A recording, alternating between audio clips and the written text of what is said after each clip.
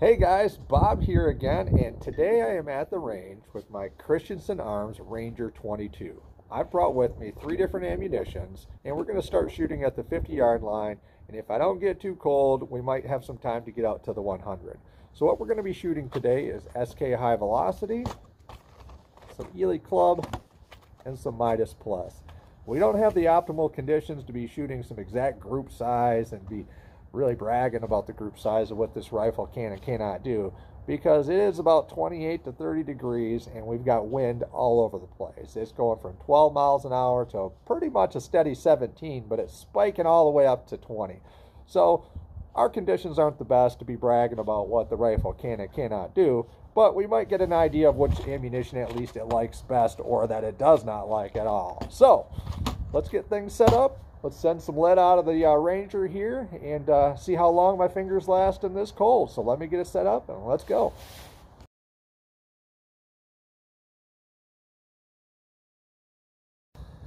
Alright guys, so I spent a little bit of time fouling out the barrel, shooting each of these ammunitions, and it is cold out here. I shot some groups with the High Velocity and I shot some groups with the Eley. I just got done fouling out the barrel with some Midas Plus, and I've got 5 more in there. No sense boring you seeing me shooting all these things, but I'm going to shoot the last 5 of the Midas Plus and see what kind of group we can get, and then we'll head on down and see how the group looks. So let's see how the Ranger does with the Midas Plus. And it is cold, and the wind is giving me fits here.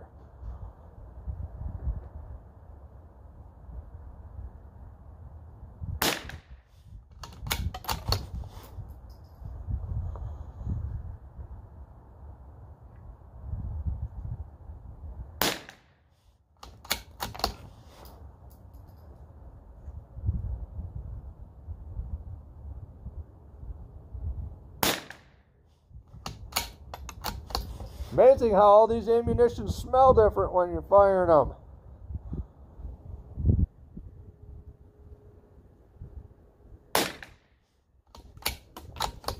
Which one do you guys think is going to shoot best out of this Ranger?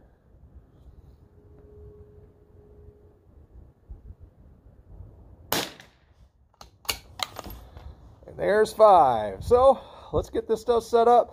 My fingers are about numb. Head down there and see which one did best. Which one are you guys thinking? I know which one I'm thinking. So let's go check out the target. Okay, so this here is your SK. And we'll move on over. Here's your Eley Club. This was your SK long range. Looks like they strung high. And back to your Eley Club. Not too bad. I've known this rifle doesn't particularly like that Eley Club. And here is your Lapua Midas Plus. And I'll take these and get the group size on them. But cold day with me shaking, targets blowing around. Not so shabby. Better than sitting on the couch, right? Alright guys, and I'm back to the bench. So, we took a look at the targets. What do you think? Let's talk about it for a second. So, group sizes. So, weather, me shaking, and all those things opens things up. But let's talk about the ammunition that we sent down there. So, the first one was the SK High Velocity, 50 yards. This stuff typically shoots under a half MOA, but a bolt like we got today. I get real inconsistent results out of it. I think it's temperature biased. I haven't figured it out yet. Still trying to figure it out, but today it's cold. The group's opened up. Shot okay. The Eley Club.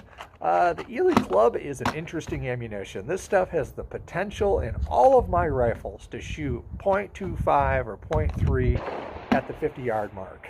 But it also has the potential to be a .6 or a .7 because the stinking stuff seems to always throw a flyer just when you least expect it. You've got a super tight group going and it just throws a wing ball at you. This was typical today as well. I do have a Ruger Precision Rimfire 22 long rifle that shoots this stuff, just absolutely tack drives it, loves it. All my other ones, like I'm saying, other than that random flyer. So this is pretty good ammunition for shooting with. Now to the Lapua. My Ranger absolutely loves Lapua ammunition, whether it's Center X or this Minus Plus. Typically, consistently, I will get groups of 0.25 to 0.30 at 50 yards. At 100 yards, they open up some, but I'm still sub 0.5 MOA with the Lapua ammunition. So, what kind of experiences are you guys getting with these three ammunitions out of your 22 long rifles, or if you own a Christensen Ranger? So that leads me to the Ranger here. There's not a lot of people shooting these. There's a little bit of bad press about some ejection issues. I did make a video that can help you out as far as solving that. Extremely simple if you are having that problem. But there's a lot of questions. People are interested in the Ranger, but there's not a lot of them out there yet. Is it worth the money? Is it accurate? Is it reliable? All those things. So if you have questions, you can post those up in the comments. Hit the like and subscribe button, and follow through, because I'm going to be shooting this Ranger quite a bit more. Let's take a minute. We'll look at this Ranger, and then I'm going to call it a day. My hands are getting cold. We didn't even make it to the 100-yard mark today, and we'll wrap this one up as far as some trigger time. So hope you enjoyed. Let's take a peek at the rifle real quick, and then we'll call this one a day. Okay, so at first glance, you may realize this Ranger doesn't look like your typical Christensen Arms Ranger, mostly due to the stock. So what I've done is I've had this stock made into a stock with an adjustable comb on it. Then we've taken and I refinished the stock with Brownels Lumahide 2 finish. We put a sponge camo pattern on it. We have bedded the action, and what we have mounted up on top is an Arken SH4 Gen 2 for the optic. We do have a little muzzle brake screwed on here that my friend made me, who's a gunsmith. It's merely cosmetic, but oddly enough, I have shot this rifle with and without it, and it kind of works like a tuner. It shoots better with it. So here's my Christensen Arms Ranger. I really like shooting it. It's a good shooting gun. It's got a little bit done to it.